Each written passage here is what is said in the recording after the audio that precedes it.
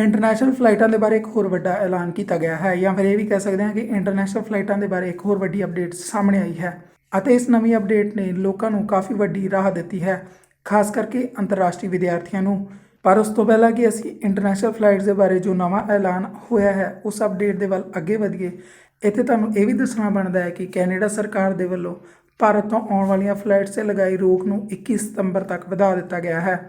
ਜਿਸ ਦਾ ਮਤਲਬ ਇਹ ਹੈ ਕਿ ਭਾਰਤ ਅਤੇ ਕੈਨੇਡਾ ਦਰਮਿਆਨ ਡਾਇਰੈਕਟ ਫਲਾਈਟਸ 'ਤੇ ਜੋ ਰੋਕ ਲੱਗੀ ਹੋਈ ਹੈ ਉਹ ਹੁਣ 21 ਸਤੰਬਰ ਤੱਕ ਜਾਰੀ ਰਹੇਗੀ।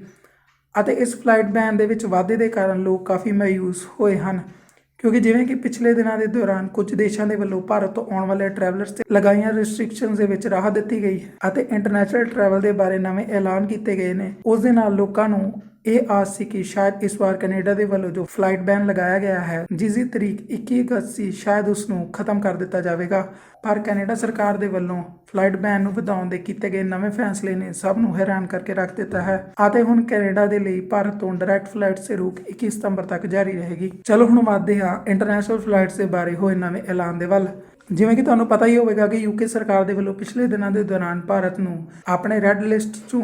ਹਟਾ ਕੇ ਐਂਬਰ ਲਿਸਟ ਵਿੱਚ ਸ਼ਾਮਲ ਕਰ ਦਿੱਤਾ ਗਿਆ ਹੈ, ਜਿਸ ਦੇ ਨਾਲ ਹੁਣ ਭਾਰਤ ਤੋਂ ਯੂਕੇ ਜਾਣ ਵਾਲੇ ਇੰਟਰਨੈਸ਼ਨਲ ਟਰੈਵਲਰਸ ਨੂੰ 10 ਦਿਨਾਂ ਦੇ ਲਈ ਮੈਂਡੇਟਰੀ ਹੋਟਲ ਕੁਆਰੰਟੀਨ ਨਹੀਂ ਕਰਨਾ ਪਵੇਗਾ, ਜੋ ਕਿ ਭਾਰਤੀ ਲੋਕਾਂ ਦੇ ਲਈ ਇੱਕ ਵੱਡੀ ਰਾਹਤ ਵਾਲੀ ਖਬਰ ਹੈ। ਅਤੇ ਯੂਕੇ ਦੇ ਵੱਲੋਂ ਟਰੈਵਲ ਰਿਸਟ੍ਰਿਕਸ਼ਨਸ ਦੇ ਵਿੱਚ ਰਾਹਤ ਦਿੱਤੇ ਜਾਣ ਤੋਂ ਬਾਅਦ ਹੁਣ ਏਅਰ ਇੰਡੀਆ ਦੇ ਵੱਲੋਂ ਯੂਕੇ ਦੇ ਲਈ ਹੋਰ ਵਾਧੂ ਫਲਾਈਟਸ ਨੂੰ ਚਲਾਉਣ ਦਾ ਨਵਾਂ ਐਲਾਨ ਕੀਤਾ ਗਿਆ ਹੈ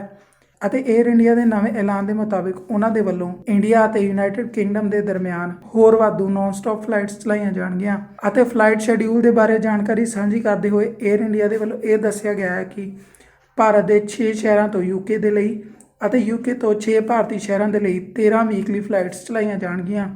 ਅਤੇ ਇਹ ਫਲਾਈਟ 16 ਅਗਸਤ ਤੋਂ 1 ਸਤੰਬਰ 2021 ਤੱਕ ਚਲਾਈਆਂ ਜਾਣਗੀਆਂ। ਅਤੇ ਸਾਡੇ ਵੱਲੋਂ ਵੀ ਤੁਹਾਨੂੰ ਬੇਨਤੀ ਹੈ ਕਿ ਅਗਰ ਤੁਸੀਂ ਟਰੈਵਲ ਕਰਨ ਦੀ ਯੋਜਨਾ ਬਣਾ ਰਹੇ ਹੋ ਤਾਂ ਕਿਰਪਾ ਕਰਕੇ ਇੱਕ ਵਾਰ ਏਅਰ ਇੰਡੀਆ ਅਤੇ ਯੂਕੇ ਸਰਕਾਰ ਦੀ ਵੈਬਸਾਈਟ ਨੂੰ ਸਾਰੇ ਨਿਯਮਾਂ ਅਤੇ ਸ਼ਰਤਾਂ ਦੇ ਬਾਰੇ ਜਾਣਕਾਰੀ ਹਾਸਲ ਕਰਨ ਦੇ ਲਈ ਜ਼ਰੂਰ ਚੈੱਕ ਕਰ ਲਵੋ। ਅਤੇ ਇੱਥੇ ਇੱਕ ਵਾਰ ਫਿਰ ਤੁਹਾਨੂੰ ਦੱਸ ਦਈਏ ਕਿ ਏਅਰ ਇੰਡੀਆ ਦੇ ਵੱਲੋਂ ਇਹ ਐਲਾਨ ਕੀਤਾ ਗਿਆ ਹੈ ਕਿ ਇੰਡੀਆ ਅਤੇ ਯੂਕੇ ਦੇ ਦਰਮਿਆਨ 13 ਵੀਕਲੀ ਫਲਾਈਟਸ ਚਲਾਈਆਂ ਜਾਣਗੀਆਂ